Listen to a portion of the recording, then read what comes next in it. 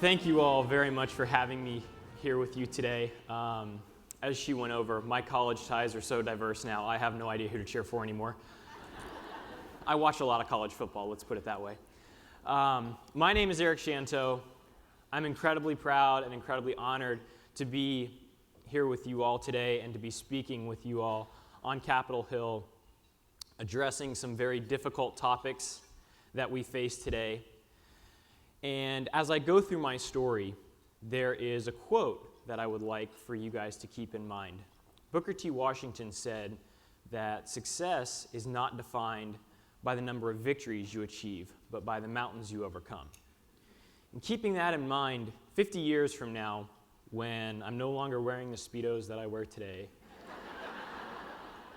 when my records have long been erased from the book, my medals are all tarnished and worn, I'm not going to remember the material things. I'm going to remember the journey that I went through. I'm going to remember the experiences that I had.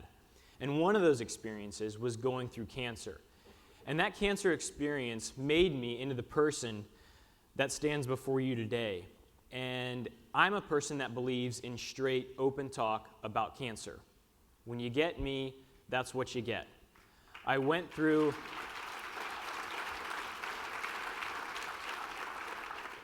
testicular cancer in front of the world media, and I'm a swimmer on top of it. I don't have a whole lot of secrets left.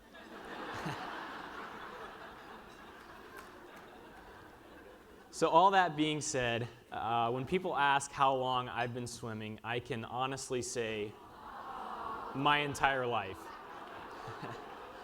The first obstacle that I had to overcome was getting that swimmer's body. I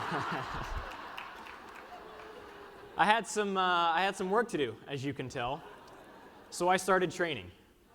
I hit the weights from an early age. No, in all seriousness, I actually learned how to swim when I was 3 years old. My mom took me to a neighborhood pool and threw me in the water. Thankfully, I floated, wasn't screaming and crying like most of the kids, and the rest is pretty much history. So I really have been swimming my whole life. It's something that I've always enjoyed doing. It's something that I've always felt like was something that I was meant to do. I was never forced into doing it. It was just something that really brought me some of the happiest times that I've ever experienced. And from an early age, I wanted new and bigger challenges. When I was 10 years old, I got it in my head that I wanted to be an Olympic swimmer. It's what I wanted to be when I grow up. And unfortunately, when you're 10 years old, when I was 10 years old, back in the early 90s, you could only swim a very limited number of events. They wouldn't let you race any farther than 100 yards. That wasn't going to cut it for me. I wanted to race 200 yards. I wanted to race 400 yards. So what I had to do was race in the senior age group. I had to race against the 15 and ups. So this is me right here in lane 3 against guys that are bigger. So I was really accustomed to facing bigger challenges from an early age that just kind of came naturally to me. And the first opportunity that I had to try and make an Olympic team and kind of get a taste of the Olympic Games was in the year 2000. I was 16 years old when I competed at the 2000 Olympic Trials in Indianapolis, and there was one guy at the entire meet that was younger than I was. Can anybody take a wild guess at who that was? I know you're not used to seeing him down there in 11th place, but so this was the results of the 400 IM at the Olympic Trials in 2000, and out of the whole country, I came in 12th as a 16-year-old. So I was pretty excited about that, and it really showed me that I can be great, that I can accomplish my dream of being an Olympian. And so that was really the catalyst that set me up for the next decade of racing and decade of competing on the biggest stage in the world. Now, 4 years later, in 2004, I went to Olympic trials in Long Beach, California. The events and venue is a little bit bigger, as you can see. And this was the first time I'd raced in front of a crowd this size. And it really excited me. It really showed me that, yeah, this is what I want to do. I can't wait to get to the Olympics. And I went into this meet as kind of a dark horse. I wasn't a favorite to make the team. But if I had a good meet, I knew I could put myself in a spot to be on the Olympic team. Now here's the catch. It doesn't matter how good you are before Olympic trials, how many medals you've won, how many records you have. You have to get top 2 at Olympic trials to make the Olympic team. I got third twice by less than half a second each time. So I missed the Olympic team in 2004 by literally fractions of a second. And the hardest part was watching the guys who got first and second go on to the Olympics and win gold and silver in both those events. So I knew I was good enough to compete on the biggest stage in the world. I knew I was good enough to compete at the Olympics. That wasn't the problem. The problem was actually making the Olympic team. That's the hard part as a U.S. Olympic swimmer, is actually putting yourself on that Olympic team. A lot of my coaches were kind of scared that I was going to walk away from the sport because I was so upset, but that wasn't the way I looked at it. I looked at it as I hadn't achieved what I wanted to. I hadn't hit that ultimate goal yet. So now I'm hungrier than ever. And 4 years later, I made a move out to train with Eddie Reese at the University of Texas, and I came back. And I came back with the goal of putting myself on the Olympic team by winning Olympic trials. I didn't want to just get first or second. I just wanted first. That was my only goal at the 2008 Olympic trials. Now, a week and a half before this picture was taken, I am laying in bed one night, and I noticed something that I didn't think should be there. And this was on a Wednesday. And I told my girlfriend at the time, who is now my wife, I told her that I felt something I wasn't sure about. And she looks at me, and none of you know my wife, but she's a very intense woman. She looks at me, and she's leaving town the next day, and she goes, "Get your ass to a doctor by the time I get back on Monday."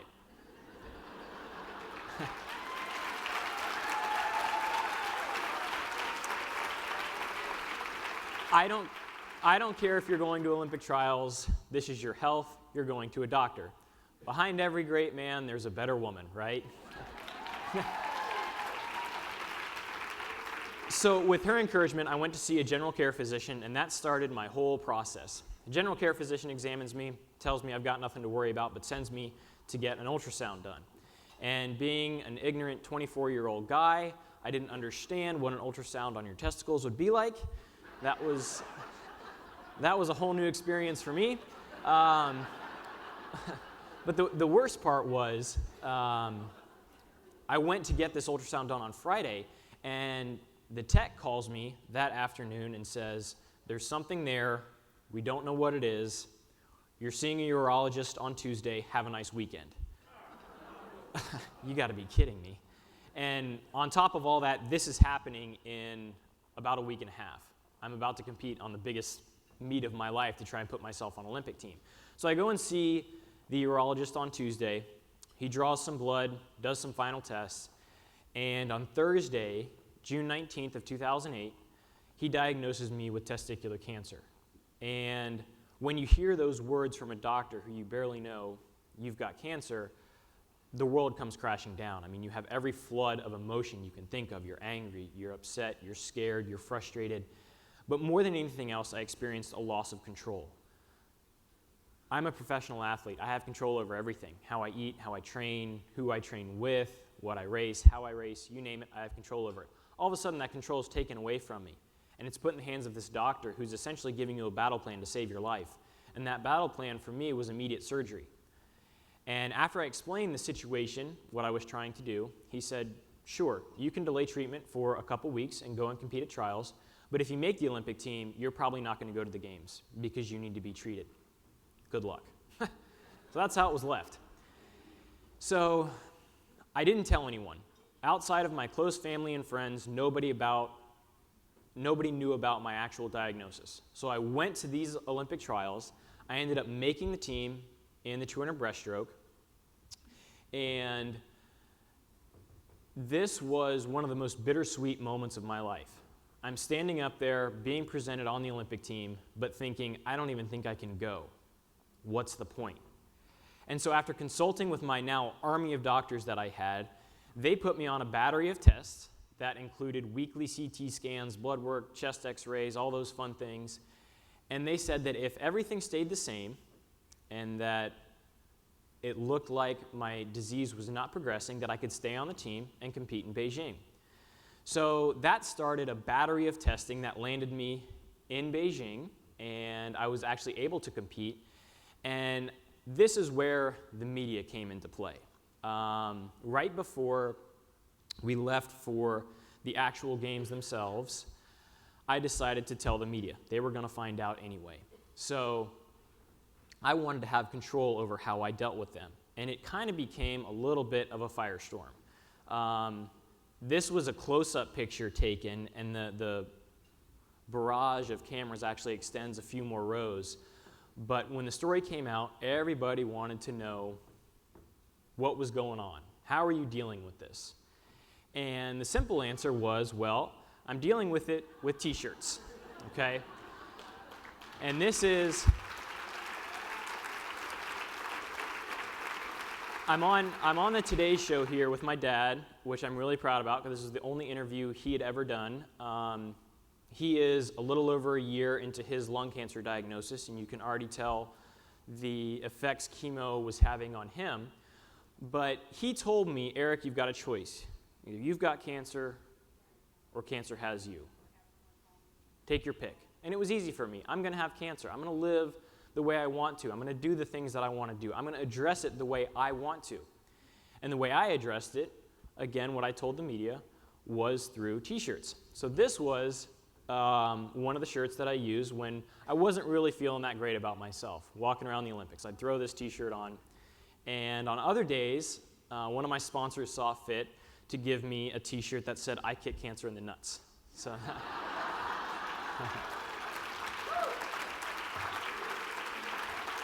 that was the other t-shirt that I used. And people would look at me and they'd be like, are you crazy? I'm like, no, I'm not crazy, but I am going half nuts. So that was the way I kind of chose to deal with it. You do have to learn to laugh about it. You're leaving this disease in your body, and that's what I mean about straight open talk about cancer, is that's what you get. And you know what? It really helped people to relax around me. There is such a stigma around cancer that we have to get rid of. And I believe awareness is the biggest weapon we have in the fight against cancer. When people talk about cancer, they start to whisper because they don't want to get it. And then when you add the word testicular in front of it, it's even worse. And so it really frustrates me that people are not willing to have an open conversation about it. So that's what I try and change. That's why I'm kind of in your face about cancer, and I put it out there because it is a real thing. It is something that is so widespread and no one can hide from it that we all need to be aware of it. And when you're aware of it, you're aware of your body, and you're willing to go to the doctor and get checked out when something could possibly be wrong. And you're not going to wait, and you're not going to wait a year or two to go to the doctor. And so that's what this was all about, was being upfront and honest with the media about what I was going through, the situation I was in, that I was very closely monitored, that I was making intelligent, educated decisions about delaying my treatment to swim in the Olympics. So I got to compete. I didn't get a chance to compete for a medal. I didn't qualify for the final, but I swam a best time at the Olympics. I did it on the biggest stage in the world, and I did it all with cancer. So that's why I kind of have a not so good, but not so mad look on my face here. I felt like I had still had a good swim, but still had my best swim in front of me. And 6 days after I got back from the Olympics, this was my reality. The guy on the left is Dr. Gupta, and the guy on the right is my surgeon, Dr. Carney. I was treated at Emory University in Atlanta, and I chose to have my surgery taped. Not my actual surgery, but everything before that and leading up to it. So I had a camera following me down into surgery, which was kind of weird. And I will tell you guys, this was the most scared I have ever been in my life. At this point, I had raced on the biggest stage in the world. I'd won national titles. I'd won more medals than I could count. And I'd never been this nervous before as I was being wheeled into this surgery room. I had left testicular cancer, an aggressive form of cancer, in my body for 2 months. What if it had spread? What if I come out of this and I've got chemo? Now it was time to live up to my decisions. Now it was time to face the reality of the decisions that I'd made 2 months prior.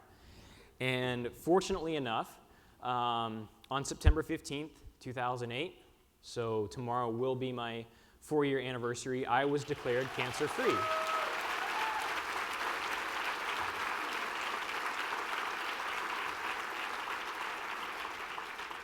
And I had received so much help and so much support through that summer that it was easy for me to get back in the pool. It was easy for me to come back to the sport that I loved. And I came back with a whole new outlook and a whole new mentality on the sport of swimming. I looked at it as being more fun. I didn't put so much pressure on it anymore. This was something that I chose to do. People were like, well, you almost died. No, I had a life experience. My eyes were open at a very young age. I'm very fortunate that at the age of 24, I understand what it is to appreciate life. And with that mentality, I came back and a year later stood on the top of the world. I broke my first world record. I became a world champion. I broke 2 American records. And I won the first thing that I was missing in my medal case, and that was a world title. And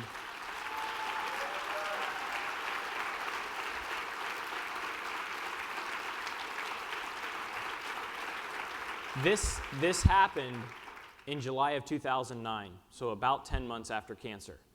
I'm standing on these blocks, and I will tell you guys the best thing I've ever experienced, or up until this summer, the best thing I've ever experienced is you win this race, and this was the 4x100 medley relay, and you win that race, they put that gold medal around your neck, you're standing up there with 3 of your good friends and teammates, and they start to play your national anthem. And you're standing there with your medal in your hand over your heart, and actually what you can't see, we're all holding them behind our backs. For some reason, they give you a weird stuffed animal on these on these award stands. Ours was a space frog. Don't ask me. So they give this stuff to you, and you're standing there, and the flag is going up as the national anthem is playing.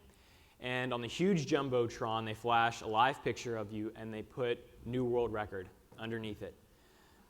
This was the coolest experience of my swimming career, and maybe even of my life. So I finally had it. I finally had my gold medal. I finally had my world record. I finally had the experience of knowing what it was like to stand on top of the podium on the biggest stage in the world. And I thought I was going to be done. I thought, you know what, this is it. I had achieved what I wanted to. What else is there to do? And one of my friends looks at me and he goes, well, what about Olympic gold? World champs is great, but what about the Olympics? Oh yeah, the Olympics. So I decided to keep going, and a couple months ago, I made my second Olympic team in the 100 breaststroke. The best part about that was it put me on that relay again that I had the world record in, and it put me on it at the Olympics, which I had never made that relay at the Olympics before. And the really neat part was I got to share this experience with my now wife. She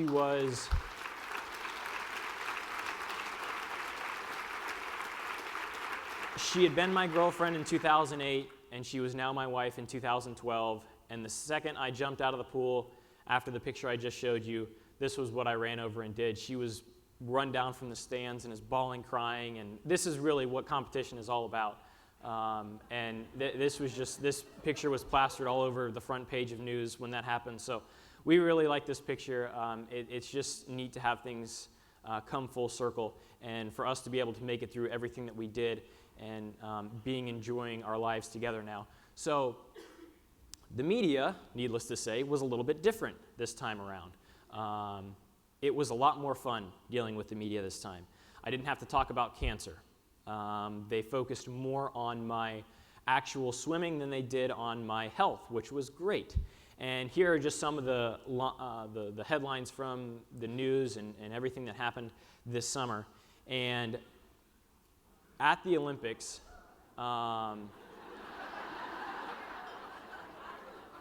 Photoshop's amazing.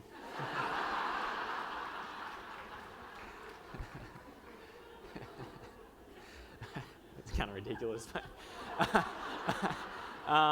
This summer, I was able to do the one thing that I didn't have. And at the Olympics, I got to be on that relay with some of my good friends again, and I got to win the one thing that I'd been missing, that Olympic gold medal. All I wanted was an Olympic medal. That was my only goal. And I got to come home with gold. And it is true, these things are like weapons. They're huge. You guys can look at it all you want, and there's no weird superstitions about this, so you can wear it, you can touch it, you can run around with it, do whatever you want.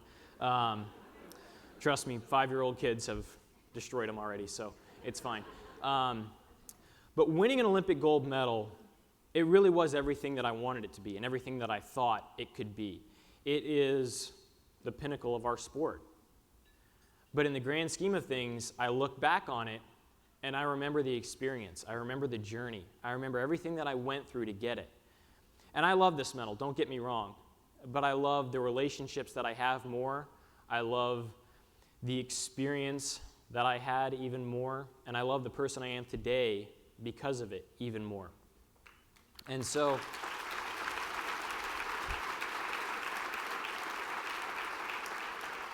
I stand up here before you guys willing to talk openly about a disease that people are terrified of. And the work that you guys are doing this week and in the future will save lives. Don't kid yourselves about it. That's the gravity of what you are doing right now. You should be proud of that. You should embrace that. Whether it's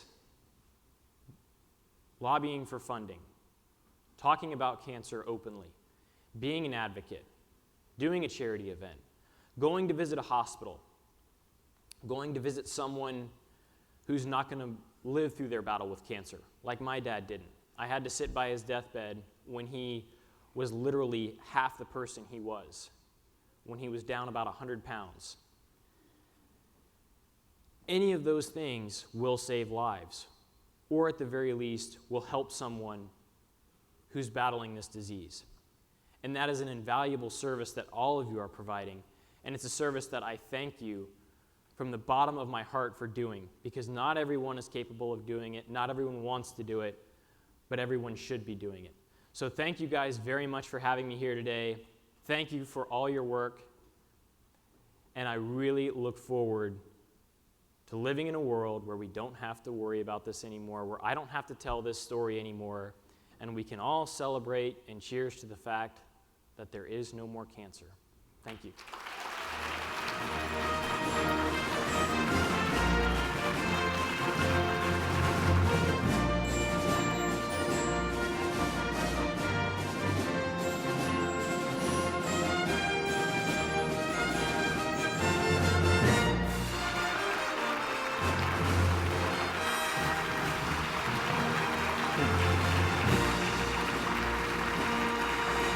All right, now, thank you very much. Now for the entertaining part. If you guys have any questions, oh man. If you guys have any questions, I believe there are 2 microphones right here, kind of in the middle of the sections. Or if you can yell really loudly, that works too. Feel free to ask away. And believe me, I've probably been asked it before. So have at it. Yeah.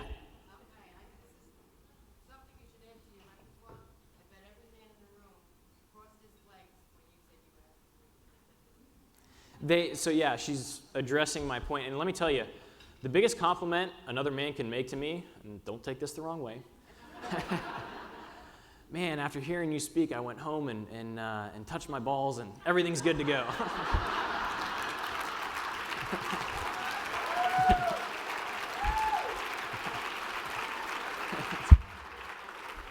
Thanks. But on a serious note, though, I mean, again, whether it's testicular cancer, prostate cancer, breast cancer, you have to be aware of your body. You have to be going for your checks. You have to be going for your tests. And it's something that does need to be taken seriously, but can be made a little bit more lighter. So, yeah. Yes? Hi. I was wondering if this was genetic? It's kind of a loaded question. Does your family have the history? Yes, Obviously, my your dad- family does. I am the first one with testicular cancer, but my family does have the cancer gene in there. We have it running through more so on my dad's side, but yeah, it's something that we have to be aware of. And me, in my family, now having testicular cancer is something we have to be even more aware of. Mm-hmm. I don't have a question, but I want to applaud you on your straightforwardness and your willingness to say it like it is and tell it like it is. Because too many times in addressing cancer, we try to dress it up to be politically correct, to say it this way and say it that way because I'm not supposed to say this. So I appreciate you using balls and nuts as a description. Thank you. Thank you.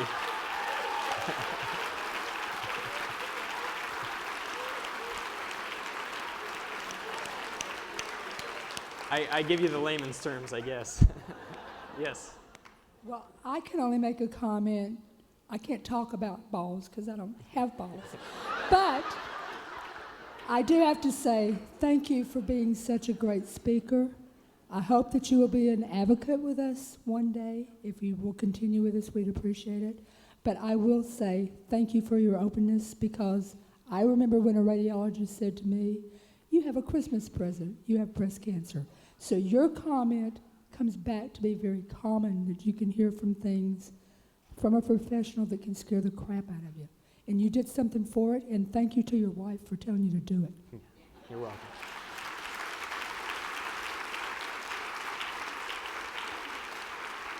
I'll share an experience I had with you guys. In 2010, when my dad lost his battle with cancer and he passed away, I was actually at a swim meet when he was starting to deteriorate very rapidly. And I'm literally getting out of the drug testing room, and I just won my 5th national title. I have a message from my mom. And I called her back, and she said, "You need to come home. Dad doesn't have a whole lot of time left." And when I got home, there wasn't much left of him. Like I said, he was down to about half his weight. And one of the things we talked about before he passed away, and we talked about a lot of things, but he looked at me and he said, "Eric, don't give up on what you started.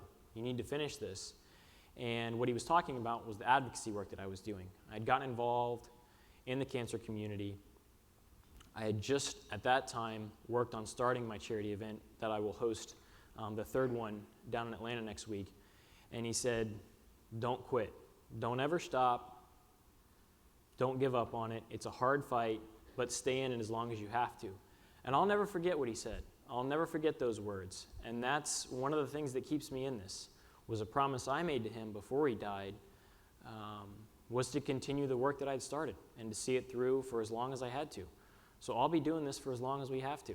Hopefully it's another year, but...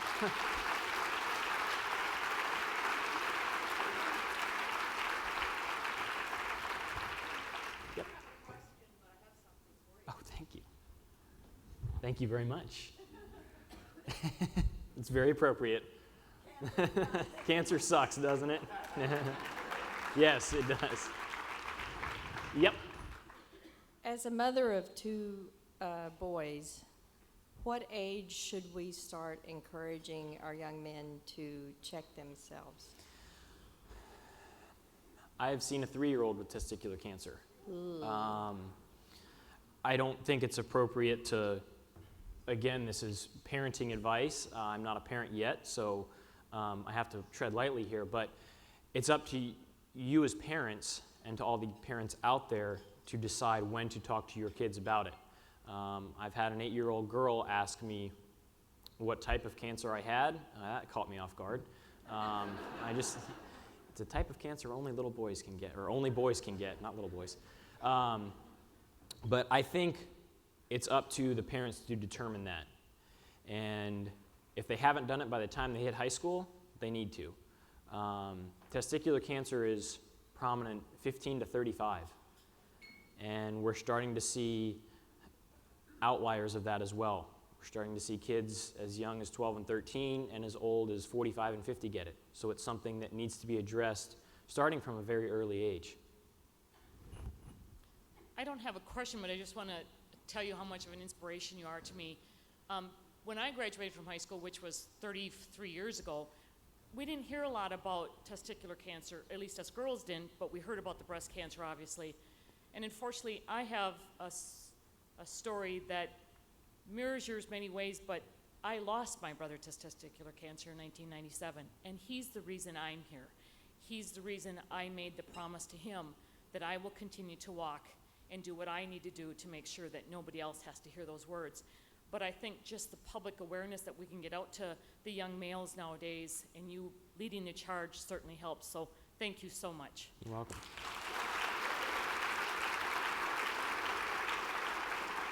It is one of the most difficult things in the world. When I was diagnosed at 24, it's embarrassing to tell your parents and to tell your friends.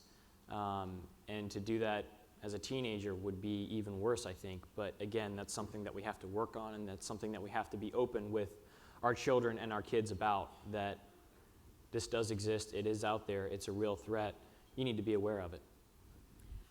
I'm retired as a high school swim team coach, and so I know the training, and I've worked with a lot of scholar athletes, and you become so focused on your academics and your swim training, and I think that's true in any sport.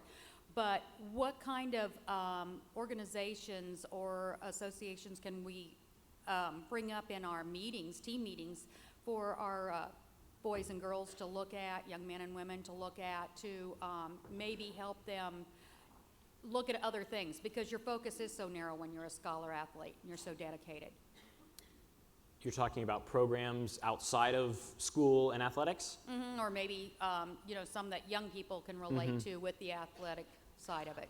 I look at, and because my world has been so small, I look at your coaches, you being one of them, in any athletic arena as being a mentor to these kids. I mean, all my coaches throughout my career have almost become father-type figures to me. I've spent so much time with them on a daily basis that I don't think you have to look far for other avenues for kids to be greatly influenced under. And one of those avenues can be the sporting world. And whether it's your intramural sports, your amateur sports, your professional sports, YMCAs, and again, a lot of times you do have to watch your bounds as a coach. You don't want to overstep them, but sometimes kids are more comfortable with coaches at a young age than they are with their parents. And if you have a coach who is open and honest and willing to address these issues, then they can help the kid address it with the parent. And I'm all for that. I think any which way it can get addressed is a positive. And being an athlete, I'm pro sports, doesn't matter what sports you play, get out there and be active and be involved with your coach. And as any of you who are coaches or have an influence over a younger generation in any type of forum, whether it's school or sports or anything like that, you are in a position to be a mentor to younger kids. And so please take advantage of that. A couple of times that you are not yet a father with testicular cancer. Does that eliminate that option for you, or as far as being able to have a child of your own? I did bank my sperm. It was something that we took hopefully as an insurance policy, and hoping that's all it will remain. It's frozen somewhere in Indiana, I think. They do at-home kits now, which is, you go to FedEx.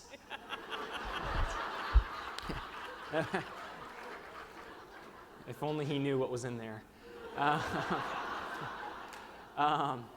But yeah, I was given a choice of a surveillance, after surgery I was given a choice of a surveillance plan or preventative chemo.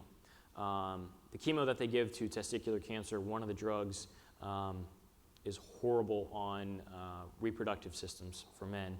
And so I wanted to stay as clear from that as I possibly could. So I opted for the surveillance plan. I know more about my reproduction than most men can ever dream about. And my body's still producing necessary items for reproduction.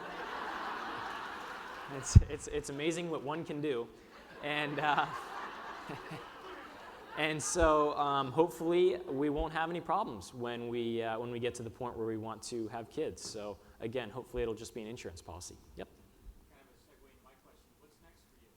Swimming and then maybe after. Right now, a break is next for me. I only took 3.5 weeks off after 2008 because my life was on such a roller coaster. I felt like I needed some normalcy back. And so I got back into the water after a very short time. Most guys take months off after the Olympics, which is what I'm going to do this time. So I will relax.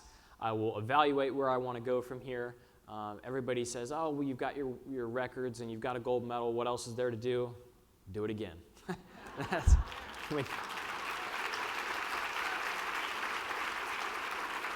when you win one, you want two, and so on and so on. So, but outside of the pool, I'm not thinking about that right now. So, one step at a time. Yep. As a fellow survivor and also as a guy, I just want to say thank you for everything that you're doing. And I want to ask you, are you already a member of ACS camp?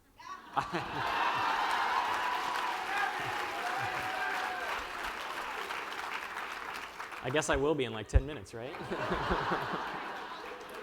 No, I'm not currently. Yeah. Yes, Yeah, it looks like you're wearing a Livestrong bracelet. I am. And I was wondering if after you told your story to the media, if Lance Armstrong got in contact with you? Sorry? Did Lance Armstrong get in contact with you? Yeah, so Livestrong was a huge part of the reason I was able to do what I was in 2008. When I told my coaches about 2 hours after I was diagnosed, they got on the phone with Bill Stapleton, Lance's agent, and Bill was actually an Olympic swimmer in '88 and '92. So there was a very easy connection there. Bill got in touch with the CEO of Livestrong. They put me in touch with the best doctors in testicular cancer, and those were the guys who helped me make the hard decisions of delaying treatment. So when I got back from the games, I go in to meet all these people who had essentially saved my Olympic dream and helped me compete at the Olympics. And I sit down and I introduce myself to Doug, and we start talking. And he goes, is there anything else? Is there anything else you want to do? Or is there anything else we can help you with? I said, I want to meet Lance. And so they set that up. And Lance had actually sent me a message earlier that summer before the Olympic Games, just wishing me good luck. And it was the coolest thing in the world getting to meet Lance. And everybody, oh, did you guys talk about your cancer experiences? God, no. Last thing you talk about when you meet someone like Lance Armstrong is cancer. As an athlete, I want to hear about what he's done. I want to hear about competing at the highest level in the world. I want to hear about being, the greatest cyclist ever to ride a bike. So no, we didn't talk about cancer. But meeting Lance and getting involved with his fight and the army he has been tremendous for me, and it's been an easy thing to do because they provided me with so much, and I really attribute them to honestly saving my Olympic dream in 2008.